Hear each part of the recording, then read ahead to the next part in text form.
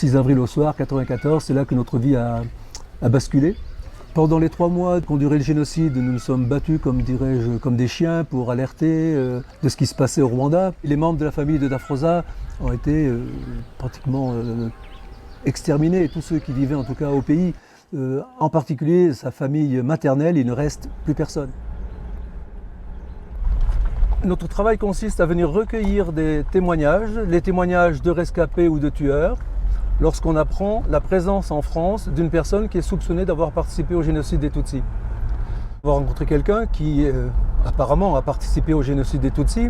Je ne dirais pas qu'il y a une certaine appréhension, mais bon, c'est pas toujours... c'est parfois un peu difficile à entendre.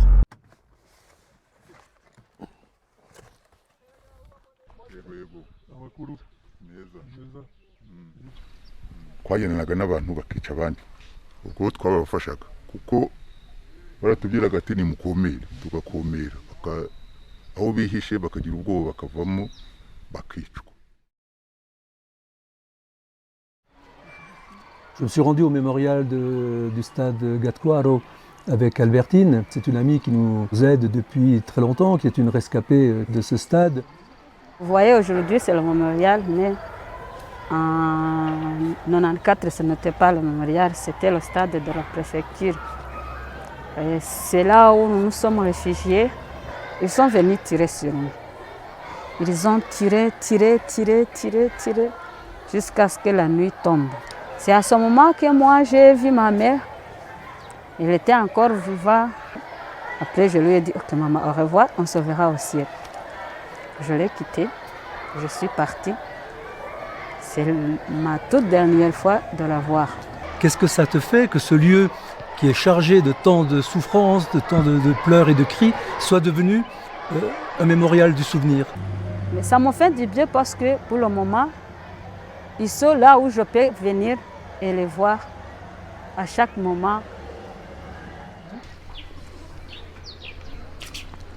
De l'autre côté de la route, c'était la maison de Claude Mouaïmana, qui habitait donc tout près ici de l'ancien stade Gatkwaro.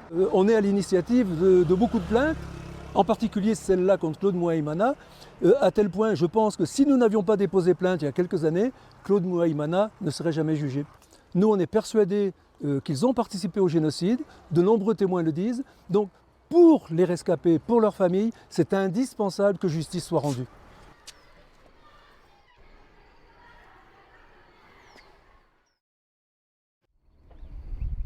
Je tenais absolument à aller revoir les rescapés de Bicécelo. Je voulais leur dire, voilà, le procès arrive, soyez confiants, on va se battre pour que l'accusé rende compte de ses actes.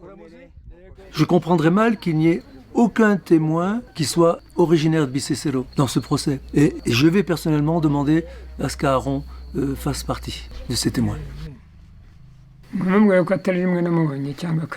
ni igihe uko bazanaga bagasoza interahamwe hano nibwo badusubizagayo niko bwacyaga bakagaruka iriya minsi yose bakoze nta mudamu nta mwana nta mwuzukuru n'afite n'abuzukuru ariko nta n'umuriho niyo mpamvu rero mvuga ngo byibura aho baba baherereye hose bakurikiranwa bakaryozwa ibyo bakoze.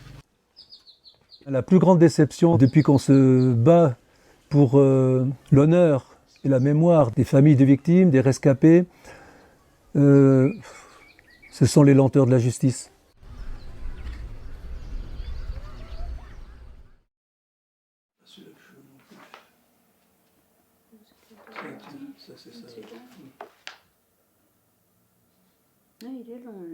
Moi je pense que ça là, c'est des procès, c'est le Nuremberg du Rwanda à Paris.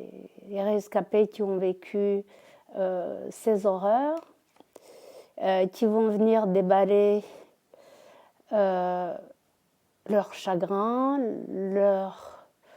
leur misère intérieure, face à quelqu'un qui nie, on le sait par avance.